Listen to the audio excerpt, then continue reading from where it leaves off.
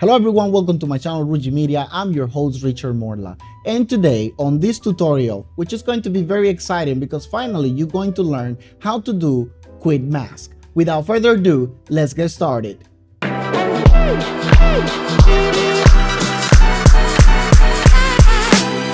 Alright everyone, here we are inside Photoshop, and as you can see, here is my image. And today, as I said in the intro, we're going to be working on the Quit Mask. And in order to do that, so the first thing we need to do is duplicate our background, and we are going to do that by pressing Ctrl J. And then now I'm going to double click on it, and I'm gonna say base. That's how I like to rename whenever I copy it here. So now that you have that in place, the next thing is to check our opacity and our flow. So if you remember in previous videos, I said that opacity and flow affect the hardness on how you paint here. So for the purpose of this tutorial, I prefer to paint with flow. I mean, using flow. You can use opacity if you want. So now that we have that, now we want to press the letter Q. And when you press the letter Q, you will observe that this layer turned red. If I press, now it stopped being red. If I press again, now it's red. That means that now the quick mask mode is activated. Now that I have that in place, I'm going to increase my zoom by pressing Ctrl+. Now that I zoom all the way here, all I need to do is to adjust my brush size. You can do that by pressing Alt and right click if you are with the mouse. And if you are with your pen tablet, you just need to click and move to the left to decrease it, move to the right to increase the size. Or you can simply press right click, and now you can adjust the size right in here, as you can see. So now that we know that, so perfect, 18%, I'm gonna click OK. And the flow, I want to have flow around 79%. And all I need to do now is start painting. So something right here, we have the foreground and the background color. If I paint white, you won't see anything. But if I paint black, is when actually I start affecting or modifying in order to make a selection. And even though it's just a painting there and it doesn't look like a selection, you will see that in a moment it will be a selection. So here you are, and I start painting here. All right, as you can see here, I start making my painting. And something that you want to remember is whenever you using this technique, even though there are countless ways to make this quicker, this technique here is very good for certain type of selection that you might want to do. Not all the time you're going to use the quick selection tool. Not all the time you're going to be using your channels to make selection. So, but here, all I want you is to see the principle. So I continue, I will zoom a little bit more. And now that I'm painting here, if I press here with the other color, I press X and I change now to white color, I can actually refine that selection that I made right there of that painting, as you can see here. All right, so I continue. Again here, I'm going to increase my brush size and I'm going to paint here with black. So I continue and I'm gonna make here all these, as you can see here. Something that you should remember is the lower your hardness is here, you're going to have these little edges crossing here. I mean, this painting will cross the edges of your selection. And for some selection, that might be okay, but not for all of them. So I'm going to increase now my hardness, right click, and I increase my hardness so that my edges now would be better. So I continue here. You don't need to be so precise on this while you're doing it for the first time. You don't need to be scared, it's all right. So you just do the rough selection here, as you can see, because later you will just refine those areas. You don't need to be super duper here and, you know, spending too much time on it. You just go with it like I'm going here, as you can see. Fine. Something like a good trick to know here, you first want to tackle your edges. Once you have your edges like I'm doing here, it's way much easier to paint in the center, as I am doing right here. So, and again, don't worry for those edges, because now if I change to white, I just need to refine it, simple as it is. To me, this technique is very helpful when you are doing composition, right? And you need to have certain kind of, I will say, control when you're making the selection. It's a very good tool. Trust me, you will love it. The more you use it, the more you will start to understand the mechanic and where to use it, when to use it. It's a very important thing. If you've been watching my tutorials here, you will realize that I've been talking about, like, all tools in Photoshop are amazing. You just need to understand when and to use it and how to use it. There is no bad tool in Photoshop. I just think there is wrong application of the tools. All right, here we continue. And remember that these images, you're going to have it, well, this image, because it's only one image. This image here, you're going to have it in the link you're gonna have in the description below. So I hope that you download this image and you're able to practice, because yes, you're watching the tutorials, yes, you want to learn Photoshop, but if you don't practice, guess what? You will never learn. You'll never learn. That's the secret. The secret is you need to practice. All right, guys. Also, you can follow me on Instagram. Yeah. Do you know that the name of the channel is the same in Instagram? Yeah. My friend just told me that he discovered that. He just discovered that the name of the channel is also on Instagram. And I was quite surprised. He didn't know that. I say, shame on you. You are my friend. You don't know this. And my followers on YouTube, they already know that. What kind of friend are you? Yeah, there are people like that. He's here with me, that guy. Yeah, he's recording the behind the scene, that guy. I won't say the name because then you will know who it is. All right, guys, we continue here. As you can see, okie dokie, and more here. Perfect. Here. And we don't worry about the edges. Once again, you can see, look how beautiful that is, huh? All right. And here, this is very simple. This is quicker and simple. Right here, we continue. As you can see, here we can actually increase our brush as much as we can. Perfect. There. Here. I'm loving this. You can see how easy it is. You will see. Now I'm gonna make it smaller. This is actually very easy here, so it's not complicated. You don't need to be super focused and concentrated and tell to your little cat next to you, make silence, I need concentration.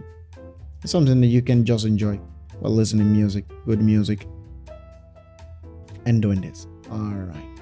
And believe me or not, it looks like a painting just now, but in a second, this will look like a complete selection. All right, here you are. There are some edges there, but that doesn't matter. We can leave it like that. And now I'm going to increase my zoom right here, and I'm gonna go small here, big there, and now boom, boom, boom, right there. We have that cover. Now we go here, boom, boom, boom. We have that cover, and here as well. Yeah, sorry that I do that, but as you might know, it's winter already, and here is quite freezing already. All right, now we're going to refine our edges here. Very good. So let's see. There, we changed to black to white. Remember that. To paint red, black. To remove, we paint on white. There you go. That's it. Gone. Here, we do the same. There you go. Now it's gone. Now we rotate, pressing R, our image. Okay, we go back, pressing the Q tool. Good, very good. And now we go B. Sorry, not Q, but B. And we continue removing here. Because when you're working with this tool, you want to rotate your image, you want to see every angle, and of course you can be very precise using this tool to make your selection. You know, many people are very picky with their selection. It just depends, in my opinion, of what's the purpose of that selection and the purpose of the extraction. So once you understand where does it go, so probably you don't need to be so careful with your painting here in order to make the selection. Alrighty, make it smaller here. Oops, we were painting there with red. Perfect.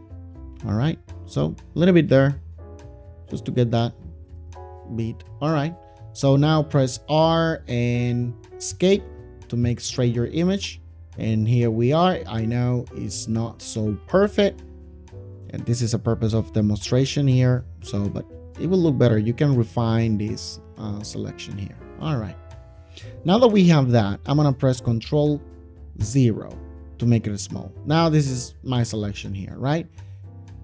Or my paint. And now I want to make this a selection. So what I do now, I press Q again. And now you can see this is my selection. All that is painted is my selection, as you can see.